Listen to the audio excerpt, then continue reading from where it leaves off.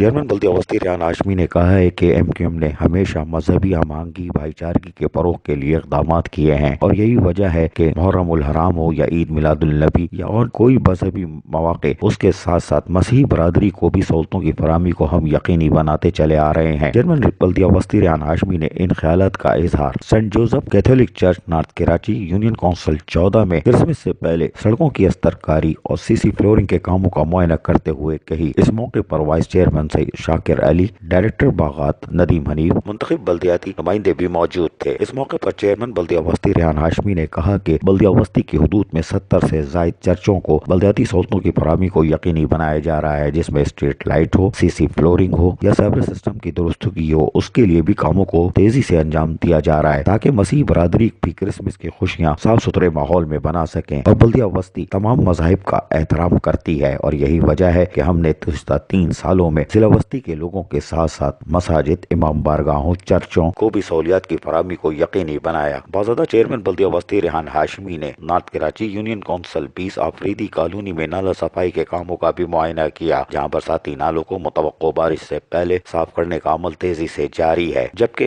شارع نور جہاں پہ بھی برساتی نالے کی صفائی کو مکمل کر لیا گیا ہے اور کوڑا کرکٹ جمع کرنے والوں کے خلاف بھی بھرپور کارروائی عمل میں لائی جا رہی ہے، جو کہ کوڑا کرکٹ تو جمع کرتے ہیں، باقی بچ جانے والا شارع نور جہاں کے نالوں میں ڈال دیتے تھے، اب ان کے خلاف بھی بھرپور کارروائیاں شروع کر دی گئی ہیں۔ عام شارع نور جہاں کا برساتی نالا آج صاف دیکھا جا سکتا ہے، جبکہ نارتھ آباد بلاک L میں سڑکوں کی تعمیر کا کام بھی جاری ہے۔ اندرونی گلیوں میں سڑکوں کی تعمیر و مرمت کا کام جاری ہے۔ وہیں وائس چیئرمین مستفیض فاروقی کاموں کی نگرانی کرتے رہے، جس سے لوگوں کو ایک صاف ستھرا ماحول میسر آئے گا، جبکہ مختلف گلیوں میں اور شاہراہوں میں بینچنگ کا کام تیزی سے جاری ہے۔ وہیں واٹر اینڈ سیوریج بورڈ کی مدد سے شاہراہوں پر کھلے مین ہول کو کور کرنے کا عمل بھی تیزی سے جاری ہے۔ ان کاموں کو بھی فوری طور پر متوقع بارشوں سے پہلے مکمل کیا جا رہا ہے تاکہ کسی بھی واقعے سے محفوظ رکھا جا سکے، جبکہ چیئرمین بلدیہ وسطی ریحان ہاشمی نے سیکٹر 11A میں پارک کی تعمیر کے کام کا بھی معائنہ کیا۔ اس موقع پر ڈائریکٹر پارکس ندیم حنیف نے ان کو بتایا کہ پارک کی تکمیل کو ہم جلد مکمل کر لیں گے۔ اس موقع پر چیئرمین بلدیہ وسطی ریحان ہاشمی نے کہا کہ 11A کے اس پارک کو ہم جلد سے جلد تعمیر کر کے فوری طور پر افتتاح کرنا چاہتے ہیں تاکہ علاقے کے